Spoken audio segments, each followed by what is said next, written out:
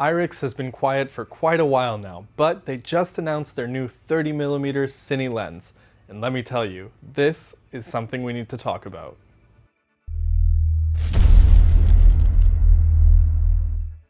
We've talked about Irix a lot here, and I personally have been following them with really high hopes. The team over at Irix had a little quiet period, but with this lens, I'm confident in saying the wait was worth it. The 30mm is one of the best performing pieces of glass that I've had the opportunity to use. Let's dive right into all the things you'll want to know about this lens. First and foremost, this lens has now cleared the gap that we talked about in our previous review of the 15mm. Having a set of Irix is now actually possible. Being able to own and operate 11, 15, 30, and 45mm gives me the most creative options I need for my day of work. So adding this bad boy to the mix was an absolute delight. Let's start with the shape. Overall, this lens is pretty much identical in size and weight to the 45.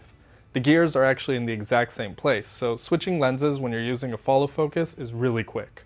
The 30mm features all of the things we've come to know and love of the Irix Cine lenses, like their long focus throw, their standardized gears, and best of all, their outstanding quality. Before we dive into the picture quality, let's have a round of applause for Irix on ditching their old lens cap. The new lens cap is exactly how professional lenses should come. It's beautifully inscribed on the lens cap, it fits extremely snug on the lens, and it's flush and straight. Thank you Irix for doing that, and now let's talk specs.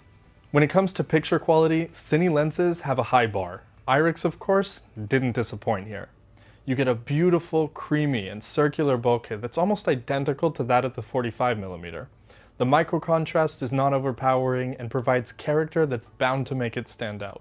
And don't even get me started on the sharpness. I was blown away by this lens. Edge to edge, this thing blew my mind. I couldn't believe that this kind of lens was producing that high quality of a picture. Of course, we did most of our testing with the red Komodo, so we did shoot at Super 35, but at the same time, we're shooting RAW and 6K, so it's fair to say that we gave them quite the challenge. But it is rated for 8K, so I guess we didn't stand a chance from the get-go. I mean, take a look at the footage. In the most demanding of cases, I couldn't point out obvious flaws. Even while pixel peeping, you are looking at a very professional quality lens. In terms of fringing, I noticed nothing. Corner sharpness is very good. The lens breathing on this lens is something out of this world. Usually on a lens with this field of view, it's fairly obvious. They have it down to barely any focus breathing at all. And the flare control is... Okay, if you follow the channel, you know we like a good flare here. For me personally, I was a little upset that there was little flare, almost to the point where there was no flare at all. No matter how hard I tried, the flare is incredibly minimal. I really wish it had the same flare characteristics that the 45 lens has. If you find yourself on the other side of the argument here, you'll be very happy. The flares remind me of my Sigma Art 50mm, which also has little to no flare, and where there is, it's small and unobtrusive. Now let's address the elephant in the room, 30mm. Is that too wide, not wide enough, too close to the 45, the 15? All of these are legitimate questions.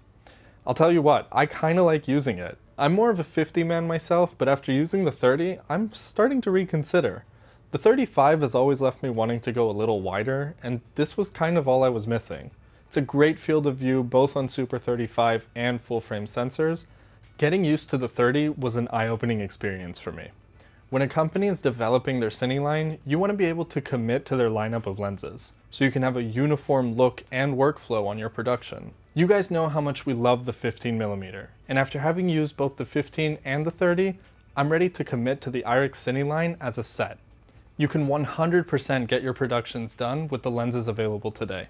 Let's just hope that their next lens is a 75 or an 85, and then the Cine lens market might have a real triple threat on their hands. So all in all, the lens performs extremely well, but what about the downsides? It's not a huge deal, but the lens hood is still magnetic. I understand Irix has an ecosystem built around it, but it's still an accident waiting to happen, as clearly indicated by the sticker that comes on the lens hood. At the end of the day, we're talking about a Cine lens, and any Cine lens is going to have a few implications on the average creator. The lens is pretty heavy, coming in at slightly over 1100 grams. The focus throw is great for someone working with an AC or pulling focus with a gear-reduced follow focus, but if you're working solo, it's going to be hard for you to do focus changes by yourself. The truth is that Cine lenses are great in their performance, but for their efficiency for solo operators, or even DSLR shooters, it can be difficult. Food for thought. Lastly, I know we do this every time we review a budget Cine lens, but credit where credit is due. The team at Irix is bringing an amazing lens to the market, and it's again at a super affordable and reasonable price. $1,200 for a Cine lens is the stuff my dreams were made of only a few years ago, and now it's here. The lens is already out and available for purchase, and it costs $12.95 for the PL version like we have here, or $11.95 for any other flavor of mount that you need. So that's all we have for you today. I hope you enjoyed this video. If you did like this video, make sure to mash that like button and consider subscribing to our channel for some more awesome news and reviews. For now, I'm Adam Frimmer from DIYPhotography.net, and I'll be seeing you in the next video.